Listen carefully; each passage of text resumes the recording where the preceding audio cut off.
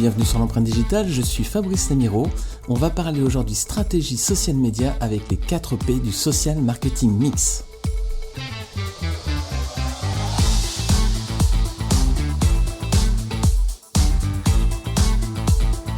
C'est une matrice en marketing qui est assez connue, elle a été inventée par John McCarthy en 1960. Et oui les amis, ça fait 60 ans déjà, c'est toujours d'actualité. Ce marketing mix, donc les 4 P, c'est un des principes de base de l'analyse marketing, c'est l'un des principes les plus connus, les plus enseignés aussi en école de commerce. Et puis à l'ère des réseaux sociaux, elle n'est pas du tout obsolète, il est tout à fait possible de la décliner, de l'adapter afin de permettre à votre entreprise d'élaborer une stratégie efficace en social media. Si vous avez déjà rédigé un business plan, vous connaissez sans doute cette règle. Donc 4 P pour 4 politiques. Politique de produit tout d'abord, politique de prix ensuite, politique de distribution et politique de communication. Ils ont pour but d'aider une entreprise à établir une stratégie donc efficace pour imposer des produits ou des services sur un marché. Le principe est simple. Premier P, donc politique de produit, c'est de bien identifier son produit ou son service, bien le définir. Ensuite, politique de prix, c'est d'établir son positionnement, donc 3 possibles, entrée de gamme, milieu de gamme ou haut de gamme. Troisième P, c'est la politique de distribution, donc place en anglais, les 4 P en anglais, c'est product, price, place, promotion. Donc place en anglais, distribution en français. Vous choisissez vous définissez votre canal ou vos canaux de distribution, donc ça peut être de la vente physique, ça peut être de la vente à distance, via le web ou autre. Le 4e P, c'est pour la communication. Donc, il faut que vous définissiez à cette étape-là, ce qui est la dernière, comment vous allez parler de votre produit. Donc, ça peut être de la publicité classique dans les médias, de l'affichage urbain ou là encore sur le web. Alors, ce que je vous propose, c'est de reprendre ces 4 P, mais de les décliner, ce marketing mix, de les décliner, de l'adapter aux réseaux sociaux afin de vous permettre d'avoir une stratégie gagnante pour votre entreprise sur les plateformes sociales. Alors, les 4 P, on va les décliner de la façon suivante. Tout d'abord, le premier P, ce sera le P de public. C'est la première étape, il faut que vous définissiez dès le départ à qui vous allez parler, qui sont vos publics cibles. Alors ça peut être des jeunes, ça peut être des cadres supérieurs, ça peut être des femmes, ça peut être des urbains. Voilà, c'est une première étape qui est essentielle. Elle va conditionner le reste, elle va vous permettre de définir clairement l'étape suivante, celle du choix de la plateforme. Ne commencez pas par dire on va aller sur Facebook ou Instagram. D'abord et avant tout, il faut définir son public ou ses publics. Et c'est en fonction de cela qu'on va passer à l'étape suivante, la plateforme sociale sur laquelle communiquer. Parce qu'on va le voir, il y a certains médias, certains réseaux sociaux qui sont plus adaptés que d'autres en fonction de votre stratégie et de votre public. Donc, premier P, le public, bien définir le public cible à qui vous allez parler. Ensuite et seulement ensuite, le P de plateforme. C'est une fois que vous avez identifié donc ce public que vous allez définir sur quel réseau social vous allez communiquer. Alors il y a plusieurs types de réseaux sociaux. Ils n'ont pas tous le même intérêt en fonction de votre stratégie. Ceux qui sont grand public, Facebook, YouTube, etc., Instagram, c'est plutôt des réseaux sociaux qui sont réservés au divertissement. Alors n'espérez pas trop que vous allez mettre à profit ces plateformes pour faire du business, entre guillemets, brut de décoffrage, à l'ancienne, assez classique, je viens pour vendre mes aspirateurs. Ça ne va pas marcher, vous risquez de vous attirer les foudres du public. Dans le meilleur des cas, ce sera totalement transparent, vous n'aurez aucun retour. Dans le pire des cas, vous allez vous faire bâcher, on va vous dire ouais, machin, voilà. On va vous critiquer, pourquoi ? Parce que vous venez faire du business alors que ce sont des plateformes où normalement on vient pour se divertir. Évidemment, on n'est pas dupe, quand Coca-Cola ou Nike ou Nutella sont sur ces plateformes, c'est pour faire du business. Mais si ça marche, c'est parce que c'est amené d'une façon pertinente. Donc, ces réseaux sociaux-là, n'y allez pas pour vendre simplement votre aspirateur, votre paire de baskets ou votre climatisation comme ça, de façon assez brute. Au contraire, vous pouvez tout à fait les utiliser, mais vous allez pouvoir plutôt vous en servir pour faire du storytelling, des actions virales ou alors avoir un type de community management qui va plutôt avoir pour objet d'améliorer votre capital sympathie. Je vous mets un lien vers un précédent podcast, c'était 7 astuces pour augmenter votre audience sur les réseaux sociaux, sur l'empreinte digitale. Comme ça, vous pourrez compléter peut-être cet article si vous le souhaitez. Alors, si vous travaillez plutôt en B2B par exemple, vous avez plutôt intérêt à communiquer sur LinkedIn. C'est vraiment le leader français des réseaux sociaux pour les professionnels. Viadeo, ça a disparu, clairement. Aujourd'hui, c'est LinkedIn. Si vous faites du B2B, c'est vraiment pour vous la plateforme peut-être à privilégier. Vous ciblez plutôt les femmes, à ce moment-là, elle est plutôt sur des réseaux sociaux comme Instagram ou Pinterest qui sont très féminins. Il y a une cible vraiment qui est active sur ce réseau social. Et en plus, il y a probablement des chances que votre concurrence y soit peu présente. Donc c'est peut-être un réseau social à bien activer de votre côté. Si c'est les jeunes, Instagram, TikTok, clairement c'est l'appli star des 15-25 ans. TikTok, vous pouvez y aller.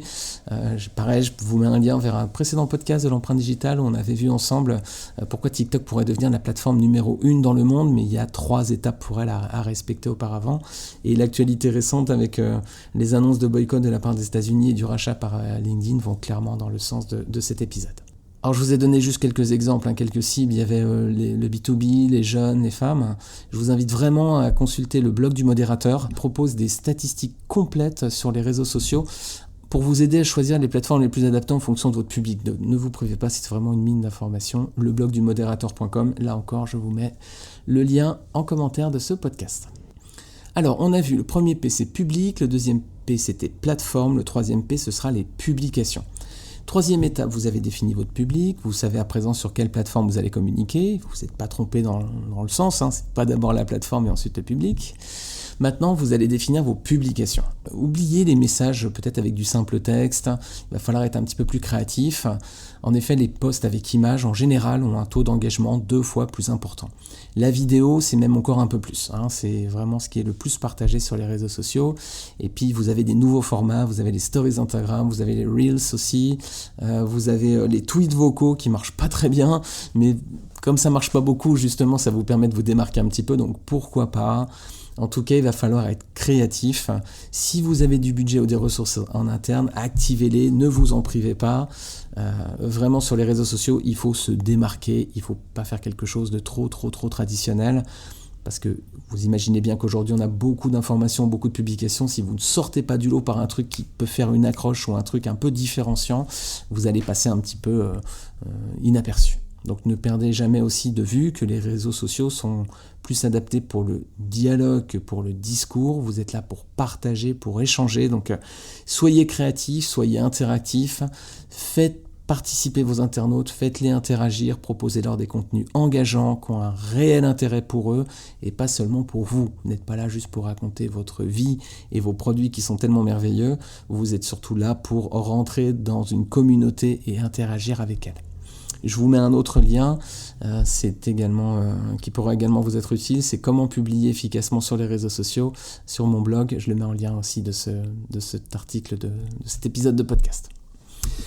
Quatrième P à présent, quatrième et dernier P, une fois que vous avez défini les publics, la plateforme, les types de publications, maintenant vous allez réfléchir à la périodicité.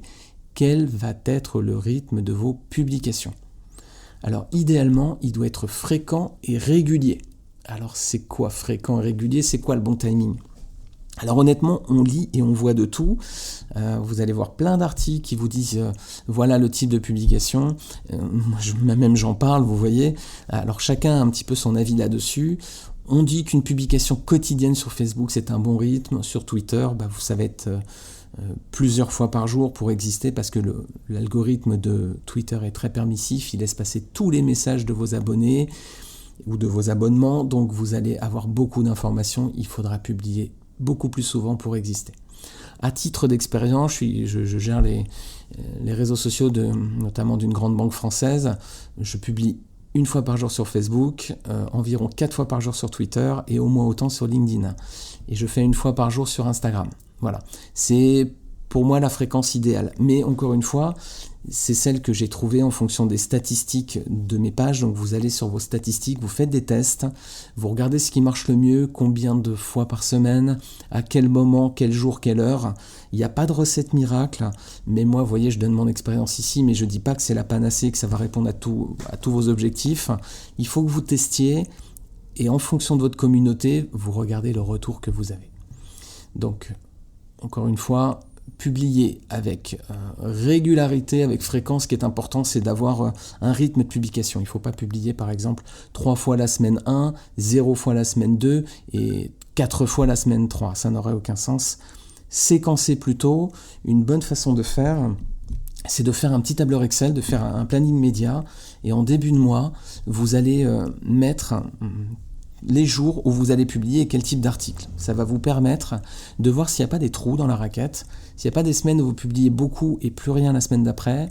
Ça va vous permettre aussi de voir que vous espacez un peu le type de publication. Si vous faites du produit, par exemple le mardi, le jeudi, il va plutôt falloir faire une petite vidéo ou une infographie. La semaine d'après, vous allez parler plutôt d'une interview. La semaine suivante, vous reparlerez de produit. Vous voyez, l'idée, c'est de bien séquencer et d'avoir quelque chose qui soit aéré, fluide et agréable. Et je vous remets encore un lien, je vous remets une ressource, c'est comment publier efficacement sur les réseaux sociaux, là encore à l'ère de l'infobésité, il y a beaucoup d'informations aujourd'hui, comment publier efficacement dans tout ce flux d'informations, et je vous le mets en lien de ce podcast. Une fois que tout ça est en place, ces 4 P, et surtout la périodicité, vous allez consulter vos statistiques maintenant afin de voir à quel moment, etc., vos publications ont le plus d'impact, c'est ce que je vous disais il y a un instant. Faites bien cet effort après coup, une fois que vous avez appliqué cette stratégie-là, ces 4 P, vous allez publier et puis vous allez régulièrement voir vos statistiques, qu'est-ce qui marche pas, quelles sont les publications qui ont le plus d'interactions.